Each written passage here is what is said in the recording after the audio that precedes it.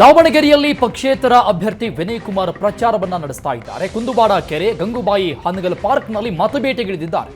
ಕೆಲಸ ಮಾಡುವುದಕ್ಕೆ ಒಂದು ಅವಕಾಶ ಕೊಡಿ ಅಂತ ಮತದಾರರಲ್ಲಿ ಮನವಿಯನ್ನ ಮಾಡಿಕೊಳ್ತಾ ಇದ್ದಾರೆ. ಯುವಕರ ಜೊತೆಗೆ ಚರ್ಚೆ ಮಾಡಿ ಅನೇಕ ಸಲಹೆಗಳನ್ನು ಪಡೆದುಕೊಳ್ತಾ ಇದ್ದಾರೆ ವಿನಯ್ ಕುಮಾರ್.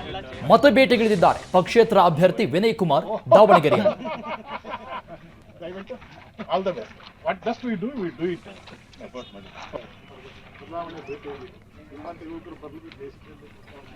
ಇದು ದಾವಣಗೆರೆಯಲ್ಲಿ ಪಕ್ಷೇತರ ಅಭ್ಯರ್ಥಿ ವಿನಯ್ ಕುಮಾರ್ ಅವರ ಅಬ್ಬರದ ಪ್ರಚಾರ. ಕುಂದುವಾಡ ಕೆರೆ, ಗಂಗೂಬಾಯಿ ಹಾನಗಲ್ ಪಾರ್ಕ್ನಲ್ಲಿ ಮತಬೇಟೆಗಿಳಿದಿದ್ರು.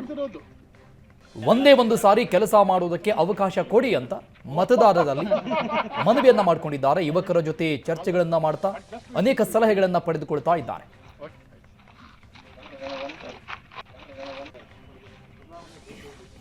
ಚನ್ನಗಿರಿಯಲ್ಲಿ ರಾಮೋತ್ಸವ ವೇಳೆ ಚಾಕು ಇರಿತ ಪ್ರಕರಣಕ್ಕೆ ಸಂಬಂಧಪಟ್ಟಂಗೆ ಹಲ್ಲೆಗೊಳಗಾದ ಹಿಂದೂ ಕಾರ್ಯಕರ್ತರಿಗೆ ಈಶ್ವರಪ್ಪ ಸಾಂತ್ವನ ಹೇಳಿದ್ದಾರೆ. ಗಾಯಾಳು ಗೋಪಿ ಆರೋಗ್ಯವನ್ನು ವಿಚಾರಿಸಿದ್ದಾರೆ ಈಶ್ವರಪ್ಪ.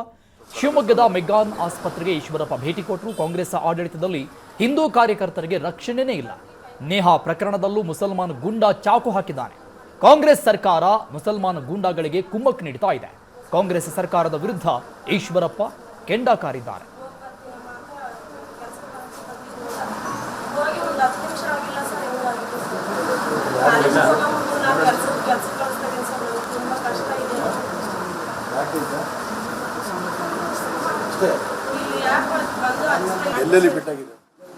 ರಾಮೋತ್ಸವದ ದಿನ ಪಾನ್ಕ ಕೋಸಂಬರಿ ಹಂಚ್ತಾ ಇರೋಂಥ ಸಂದರ್ಭದಲ್ಲಿ 5 ಜನ ಮುಸಲ್ಮಾನ್ ಗೂಂಡಾಗಳು ಬಂದು ಅವನಿಗೆ ಚಾಕು ಹಾಕಿದ್ದಾರೆ.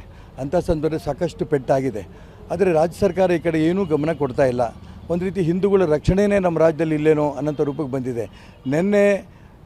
ಮೊನ್ನೆ ನಡೆದಂಥ ಹುಬ್ಬಳ್ಳಿಯ ನೇಹಾ ಅವ್ರ ಮೇಲೆ ನಡೆದಂಥ ಕೊಲೆ, ಇದೂ ಮುಸಲ್ಮಾನ್ ಗೂಂಡಾಗಳು ಮಾಡಿರೋದು ನಮ್ಮ ನೇರವಾಗಿ ಕಾಣ್ತಾ ಇದೆ.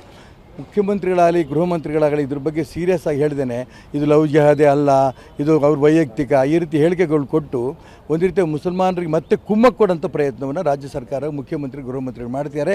ನಾನು ಅವ್ರಿಗೆ ಹೇಳೋಕ್ಕೆ ಇಷ್ಟಪಡ್ತೇನೆ, ಈ ರೀತಿ ಕುಮ್ಮಕ್ಕು ಕೊಡಬೇಡಿ. ಯಾವ ರೀತಿ ಕೊಲೆ ಮಾಡೋಂಥ ಪ್ರಯತ್ನ ಮಾಡ್ತಿದ್ದಾರೆ, ಯಾವ ರೀತಿ ಚಾಕು ಹಾಕ್ತಿದ್ದಾರೆ, ಅವ್ರಿಗೆ ಹೆದರಿಕೆ ಹುಟ್ಟಬೇಕು ಅಂತ ಕ್ರಮ ತಗೊಳ್ಳಿ ಅಂತ ಒತ್ತಾಯ ಮಾಡ್ತೀನಿ.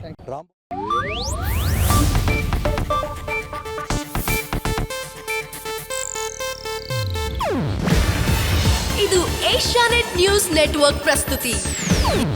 ನೀವು ನೋಡ್ತಿದ್ದೀರಾ ಏಷ್ಯಾನೆಟ್ ಸುವರ್ಣ ನ್ಯೂಸ್.